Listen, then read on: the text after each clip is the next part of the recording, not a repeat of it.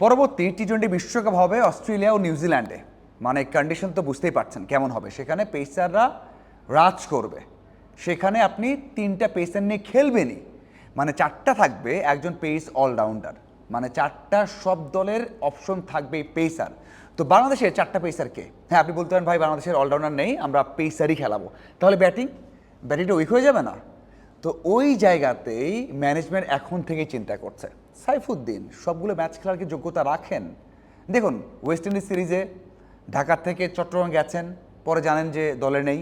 Ireland সিরিজে খেলেছেন, 2 ম্যাচে প্রায় 10 ইকোনমিতে রান দিয়েছেন, ব্যাট হাতেও ভালো করতে পারেননি। এর আগে এশিয়া কাপে একটা ম্যাচে 4 করেছেন, এবং যেখানে আরব আমিরাত যে ম্যাচটা হয়েছে, মানে আফগানিস্তান বিপক্ষে যে সিরিজটা হয়েছে ইউএইতে, সেখানে একটা ম্যাচে 4 করেছেন। তার মানে ব্যাট হাতে ভালো করতে পারছেন না, বল হাতে ওই যে ইকোনমিটা ঠিক থাকছে না, তার মানে তাকে বাদ দেওয়া হয়েছে। এক কথায় বাদ দেওয়া হয়েছে। আপনি বলতে পারেন ভাই টেস্ট থেকে মিরাজকে রেস্ট দেওয়া হয়েছে, কিন্তু টি-20 থেকে সাইফুদ্দিনকে বাদ দেওয়া হয়েছে। এখানে রেস্ট বা অন্য কোনো অপশন নেই, অন্যকে দেখা হবে, সেই ব্যাখ্যা দিয়েছেন প্রধান নির্বাচক। কিন্তু দেখা হবে মানে এই না যে সাইফের পারফরমেন্স ভালো দেখার জন্য অন্য কাউ নিয়ে আসছে, না, অন্য ভালো কাউকে খোঁজা হচ্ছে, অন্য কাউকে সেট করার জন্যই দেখা হচ্ছে। কারণ সাইফুদ্দিনের পারফরমেন্সে সবাই হতাশ, সাইফুদ্দিনের পারফরমেন্সে খুশি না, সেটা ব্যাটিং হোক বোলিং হোক, ওই ধারাবাহিকতা নেই।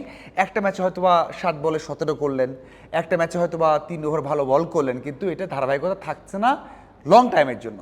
ওই যে 3 থেকে 4 ওভার বল করবেন, এটা মিডিয়াম বল করবেন, আবার মিডিয়াম করে ব্যাট করবেন, মানে 7 বলে 17, 7 বলে 14, 7 বলে 12, 4 ওভার বল করে দিবেন 36 রান, একটা বা 2টা উইকেট, মানে ভালো কন্ডিশনে, সেটা কিন্তু করতে পারছেন না। তো ওই রকম একজন অলরাউন্ডারকে খোঁজার চেষ্টা করা হচ্ছে, এবং সবচেয়ে বড় বিষয় হচ্ছে কন্ডিশনটা অস্ট্রেলিয়া এবং নিউজিল্যান্ড, সেজন্যই সাকলাইনকে দেখতে চাই। মানে কেউ নেই বলে একজনকে নিলাম আমরা এখন, সেখান থেকে বেরিয়ে এসে সাকলাইনকে সুযোগ দিতে চায়, এবং সেটা কিন্তু অস্ট্রেলিয়া সিরিজে বিগ সিরিজে সেখানে সুযোগ দেওয়া হচ্ছে বা দেওয়া হবে। এটা বড় একটা অপরচুনিটি সাকলাইনের জন্য। অন্যদিকে ভয়ের বিষয় সাইফুদ্দিনের জন্য, কারণ বাদ পড়েছেন, ভালো করলে তার জায়গাটা হবে না, প্রক্রিয়ায় ঢুকে যাবেন সাকলাইন। এখন আসলে শুধু সাকলাইন না, কিন্তু খুবই দারুণভাবে বলেছেন যে রবিউলের কথা, যাকে নেওয়া হয়েছে টেস্টে একাদশে থাকবেন কি থাকবেন না পরের বিষয়, বাট তাকে ন্যাশনাল টিমের সেট আপে আনা হচ্ছে। কোনো কারণে ব্যর্থ হলে হয়তো ওডিআইতে বা টি-20তে কোনো এক সময় তাকেও চেষ্টা করা হতে পারে, কারণ বিশ্বকাপটা 28 সালে। আপনি বলতে পারেন ভাই 4 ডেজ ম্যাচ খেলে, 4 ডেজ থেকে কেন নিবে এখানে, সেটা বলতে পারি, কিন্তু না, চেষ্টা করছে বিসিবি, চেষ্টা করছে, কারণ ওই কন্ডিশনে আপনাকে একজন পেস অলরাউন্ডার খেলাতে হবেই। 4 জন পেসার নিয়ে খেললে, একজন স্পিনার নিয়ে খেললে ওখানে অপশন কম থাকে বোলিংয়ের, ওখানে আপনার অপশন কম থাকে ব্যাটিংয়ের। এই জন্য একজন পেস অলরাউন্ডার দরকার ওইরকম কন্ডিশনে ভালো করার জন্য, আর সেই জন্য সাইফুদ্দিন বাদ। তাকে অনেক কন্ডিশনে দেখা হয়েছে, অনেক কন্ডিশনে পরীক্ষা করা হয়েছে। ওই যে ঠেকা কাজকে পাড়ি দেওয়া, কোনোভাবে চলা, সেটার মধ্যে বেশি চলতে চায় না।